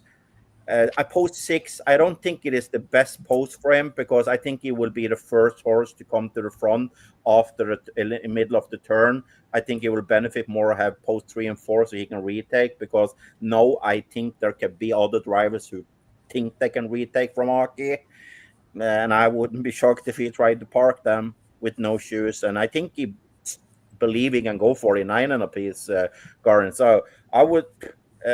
I'm not a big fan of the horse. I don't think he acted good when he pulled the plugs and he pulled the pull down, and he went 50 last time, and pulling the shoes he can go 49. I wouldn't be shocked. Gap Kronos is just going to float out. I'm not super high on him. He's going to race with no shoes. Gap Kronos, Blank going to race with no shoes. He's been doing that too. I think he did it in Stanley Dancer, I think, also.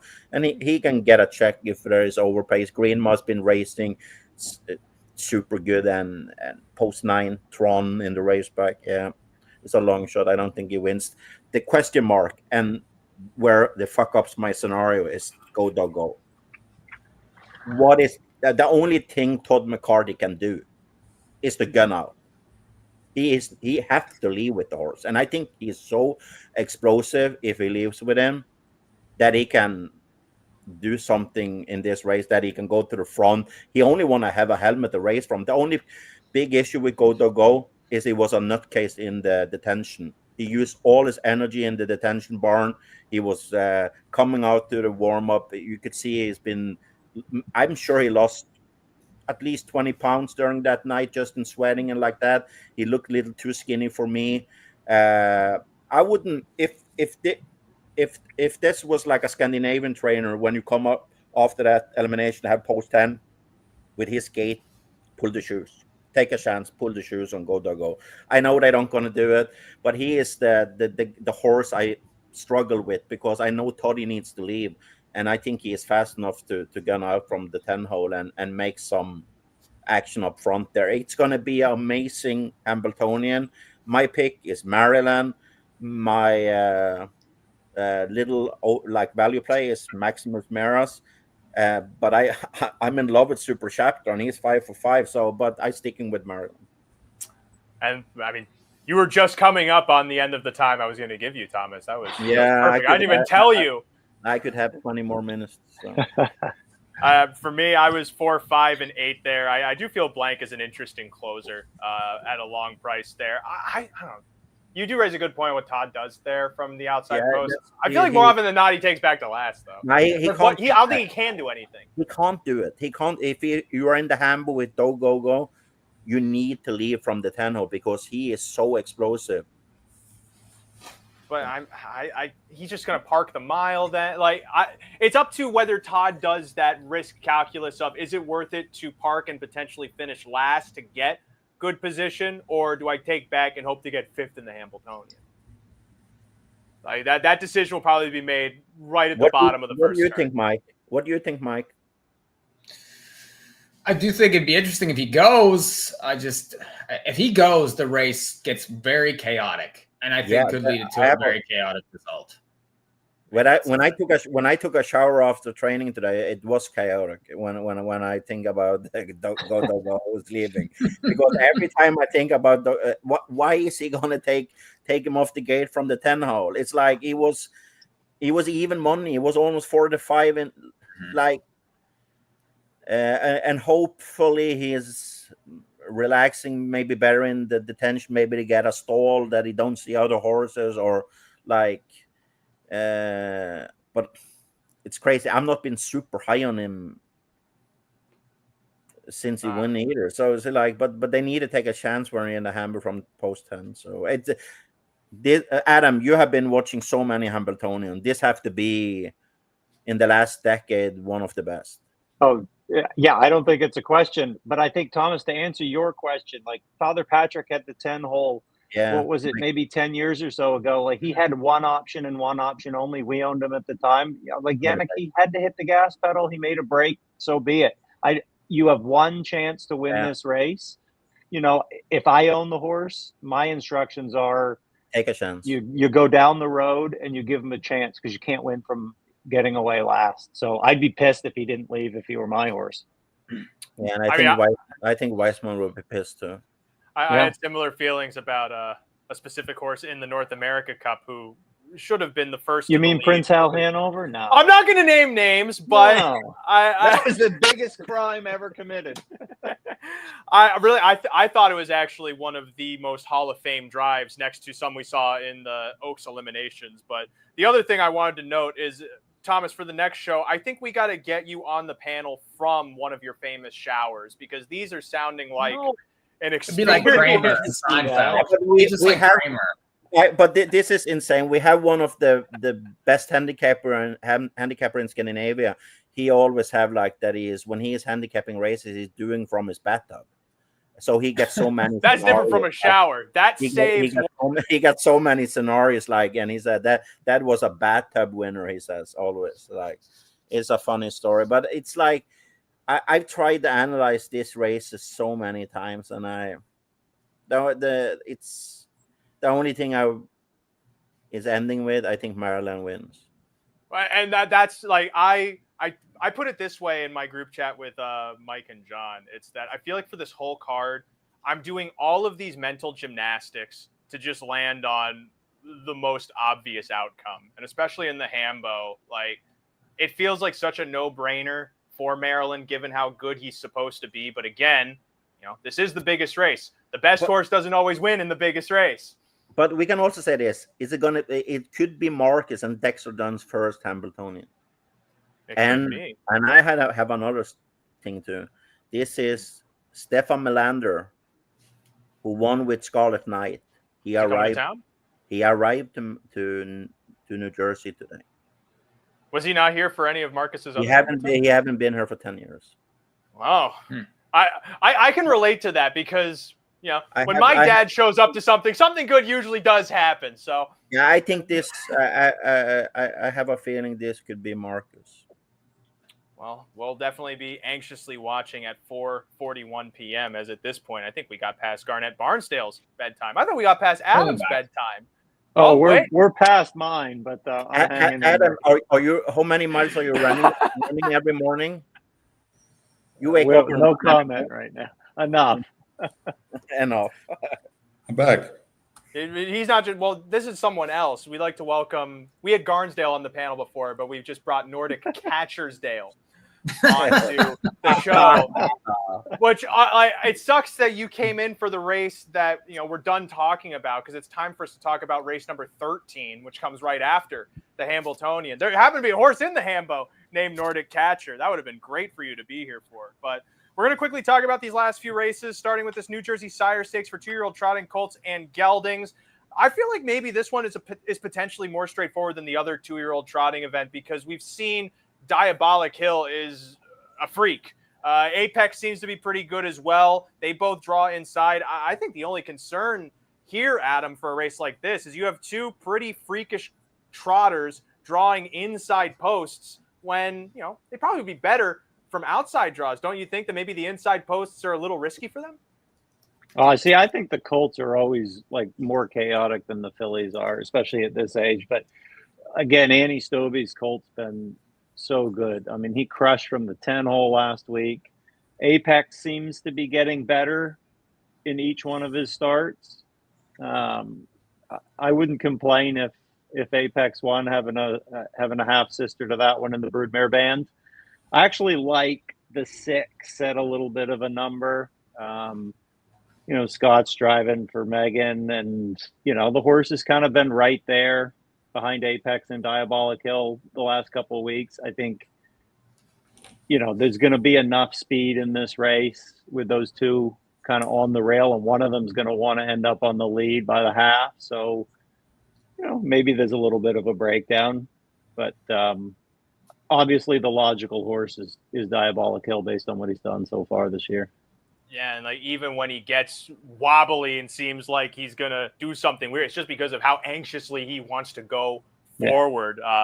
Thomas, I was feeling the price in this race might actually be Nick Snacken, who made that break, but I thought was able to at least continue the mile well once he got recollected. Am I off base there? Because I also feel like Goop picking up a drive like this one, maybe could be a live price in this race. Yeah, I agree. Marga Hill is 5-1 and Nick Snackson is 15-1. That's completely wrong. I go in and watch the back half of Nick Snackson. He go to the front and he done it home. He pulled up in front, and it was an insane back half after the break for Nick Snackson. He's fast, but he can be a little nutcase before the race and stuff like that. It's not like that's why he's gelded also. He tried to kick Marcus out of the jog cart home. That's why he got gelded. So you can't do that. Can't kick the boss man out, or else. Yeah, but he is fast. But Diabolic Hill, it's like everybody tried to beat him last time in he didn't need to win post 10, and he jogged to the front and jogged home. He is fast, and he have 2 head poles he had that for the 2 last races. He's been so much straighter, and he is fast. But I'm a big fan of Apex. I am too, and he impressed me last time when he just cruising home. It's 2-horse field normally, but like you said, Ray, there is value on Nick Snackson if the 2 favorite is, because we're gonna get one, especially with Bjorn Goop. Like 95% of the guys on Meadowlands, they don't know who he is. That's like when Wayne Gretzky come to the US. Nobody in the US know who he is. So, but it's like that. Bjorn Goop is like you're gonna get 30-1 on Nick Snackson. So definitely a value on the pick 5 or something like pick 4. Barnsdale, how about you in this New Jersey Sire Stakes final? I'm sorry, Nordic Catchersdale. Barnsdale, you just look a lot like him. So I don't have much to add other than I'm probably going to use I'm Kronos S on the bottom, maybe on the bottom of maybe in the exactor, try and beat one of those 2 horses. But it's really hard for me to go against Diabolic Hill. He just looks so good. Like when you jog from the 10 hole, aren't you supposed to win from the rail? I would argue that precisely. Mike, how about you? Simple as Diabolic Hill here? Yeah, I like Apex actually. I can't resist the pedigree. I just think that it's going to be probably one of those 2. The 4's taken plenty of money also in the first 2 starts. So, I mean, that's one that if you're looking for a little value, I could see that one. Yeah, he had the plugs left when he lost for Kingman there. Yannick, he tried to pull the plugs on him in the race there, and he didn't get him out. There was something wrong with the attachment to the air plugs. So, but yeah, I see. You had one job, get the equipment right. Like, how can that? Yeah. But hopefully they get it right. 2 stakes left to talk about here, including race 14, the 2nd division of the Sam McKee Memorial Free-for-All Pace. We alluded to this earlier in the show, and now for those who anxiously waited to the end, we get to figure out why exactly Adam Bowden wishes he drew into the 1st division instead of this one. Who are you scared of inside of this race, Adam? Are you scared of Captain Albano? Are you scared of Ken Hanover? Who are you scared of here? Actually, I don't like my position here, and if I am allowed to, I'm picking against my own horse here as a handicap. Not because of talent, just because I don't like the way the race sets up. Like from the 4 hole with Ken Hanover and Ruthless outside, you're either gonna have to be so fast to the half, or you're going to be likely in the 3-hole, which I hate being first up, especially against this group. You know, Captain Albano likely on your back. That's just never a good setup. You know, stay in and pray. Yeah, exactly. So again, I don't like my spot in here at all. So I'll leave it to you, sharper minds, to pick the winner of this one. I don't know. I feel like at the end of the day, like a good horse can still do good horse things. And Ken Hanover, I feel like he should have had more in the Houghton, despite, you know, he had the wide draw to overcome. And he went a trip maybe similar to By the Missile, so I could potentially give him a mulligan for that. Really, Barnsdale, I think the main wonder here is, does Captain Albano finally get the one trip that he always converts from? Like, he's never been a second over horse. He's sometimes been a lead horse, but when you put him right behind the leader and you give him that clearance in the stretch, I think 5% of the time you can probably beat him. No, he doesn't get that trip. This race, leaves 6-5.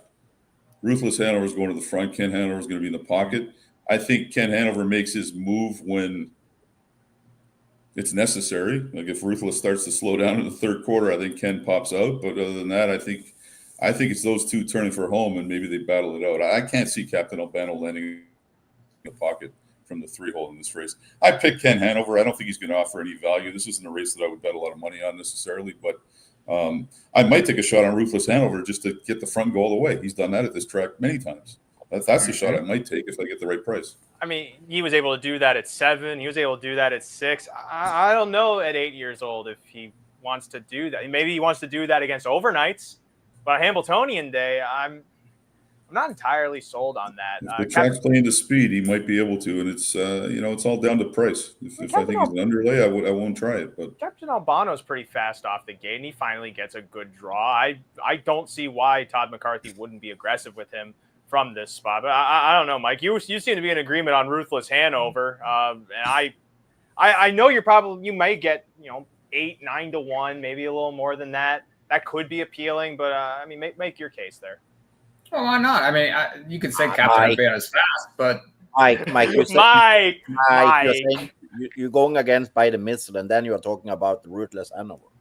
Well, but at least this horse bounced back last time. I mean, that was this horse's best race in a while. It likes this track, is going to get the front. No winners at 12-5. Thomas, yeah, the condition doesn't matter. I mean, he's going to, it's just a matter of if he's right. And that's the key, because he's shown his class over and over. I mean, the horse has made almost $1 million. So it's not like that, he's mmade more money than most of these horses in here. Just like a Buckabet last week finally woke up and won. So, I mean, why can't this horse wake up? I don't, and a Buckabet had to drop to an open handicap to win. So, and he was 16 to 1 in that spot. I mean, there's worse stabs than this horse. I don't really love him by any means, but I do think that there is a scenario that he gets the front and wins the race. It's not a likely scenario, but you're going to get paid if he does. So that's my thought.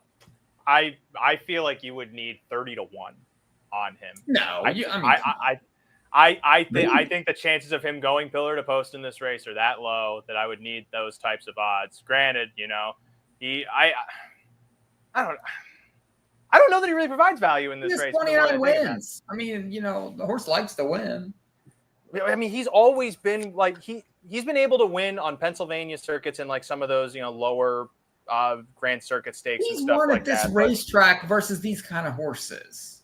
I'm not saying that he's a likely winner, but he has a possibility. He has a possibility, but I don't think it's really worth like a 10 to 1. That's like a 10% chance you need. I'd bet some bonus 10 times more than Ruthless Hanover inside of this spot. Not to make Adam, a little more excited. Adam already said he's not winning. Why would you even take him after that? Because then the horse will win. Don't you know this, Mike? When you don't like your chances, then I did this at Oak Grove all the time. When my horses sucked, I started saying any horses. I would start saying all the time, my horse is not going to win. My horse stinks. I would say that on air with a wink, wink, a nudge, nudge, and they would find the winner's circle. I know how. Were you wearing a hot dog costume at the time? I was not. I actually was, I was full. Right. Cheeseburger? Mike, what is Ruthless Hanover going to pay? 20 to 1? That would be nice. I don't know. I mean, he'll probably get bet in the race. 7, 8 to 1. But there's other people there's other horses that are going to get bet. The 2, the 3, the 4, the 7. If Ruthless Hanover is lower than 15 to 1, then I'm losing big money if he is winning. But I think you can get saved, Adam. You know why? Jason Bartlett is in the race. With a 7-2 morning line down the road. No, but he gonna. This is my right hand. He gonna pull the right line. I wouldn't be shocked if you get a helmet. Okay, I wouldn't mind that. I wouldn't be shocked, and I agree with the Garnsdale. Ruthless Hanover is gonna be catch me if you can, and David Purple Jesus is gonna take his helmet, and we're gonna see 121 to the 3/4. And then we have Jason Bartlett pulling first up. And then, then Captain at bonus, a bonus. It is. You can almost make a case for almost all horses with the right trip in this race. I wouldn't be, 7 callers from post 8. But Wukefalas, I would bet Wukefalas before Ruthless Hanover. I agree with that as we move. Thank you, Ray.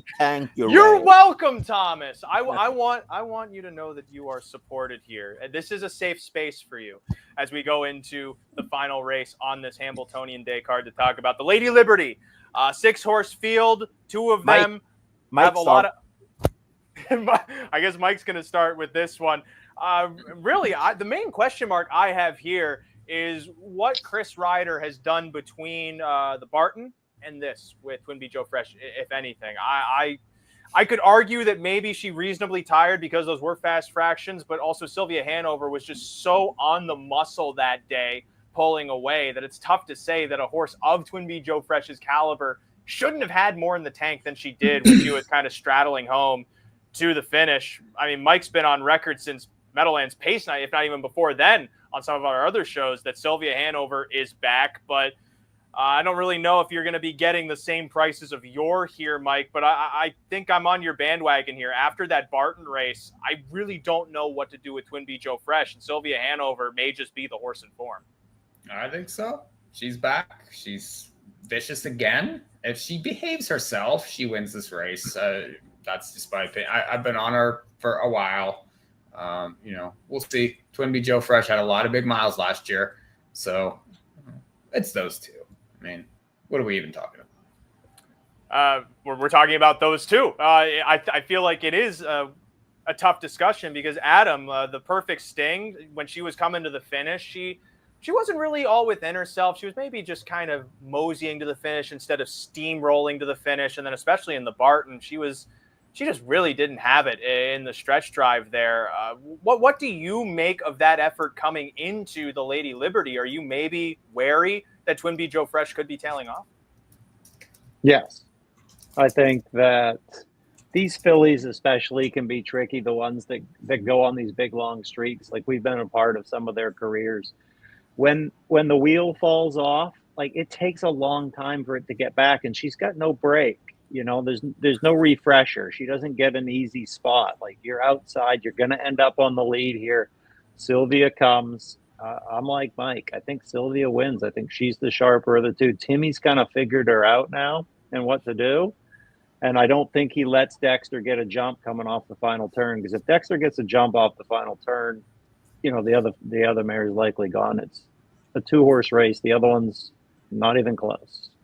Garnsdale, obviously, you, of course, this is a hometown rooting interest in some capacity. Not that you really care now that I think about it. But, again, it's just, is there any room for Twinbee Joe Fresh, the same way she was able to reverse form in the Dorothy Houghton and put in something similar to what we've seen of her, do the same thing off of that Barton performance here? I don't know. I mean, it was coming down the stretch, she looked like one of my horses. It's hard to get past how bad she looked in the last 16th of the mile. I mean, she looked lame.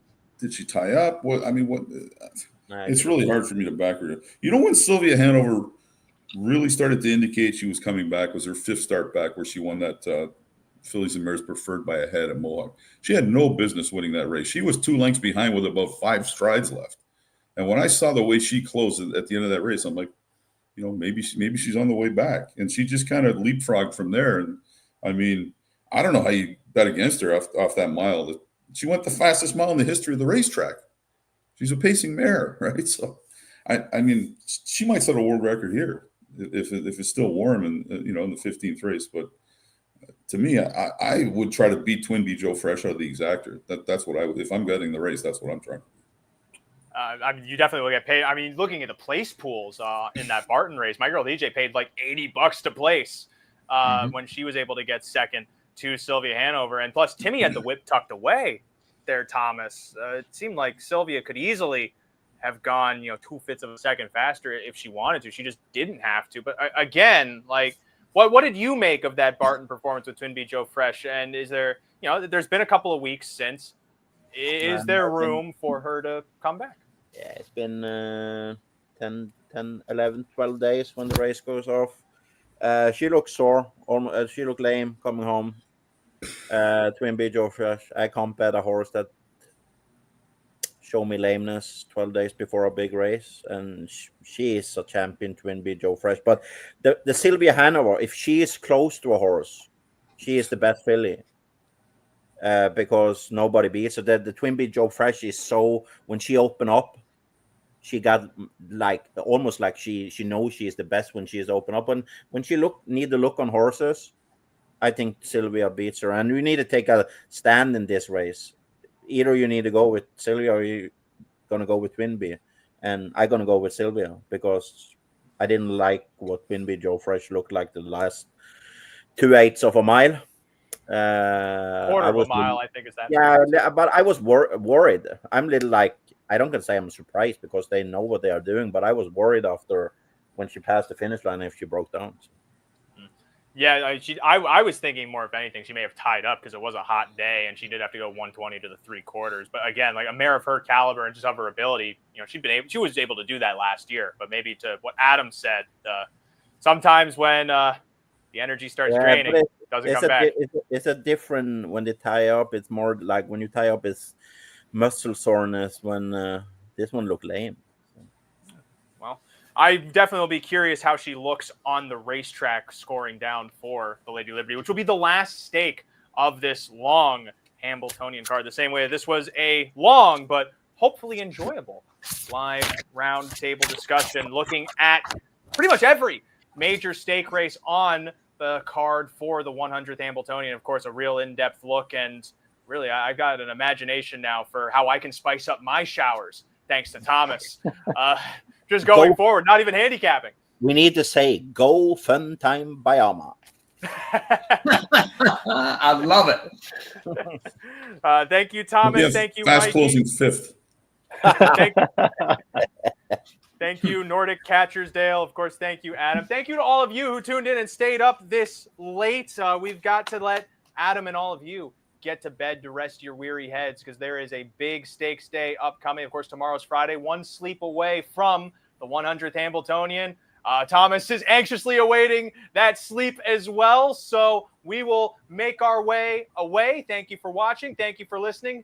Be sure to stay up to date with content here on the In the Money Media Network by subscribing to the YouTube channel or keeping an eye on the podcast wherever you get your podcasts. Of course, more harness racing stakes action to come, even beyond the Hambletonian, because once this is all done, we start shifting our sights to the Breeders' Crown. Thank you, everybody, for watching. Thank you, everybody, for listening. Good night.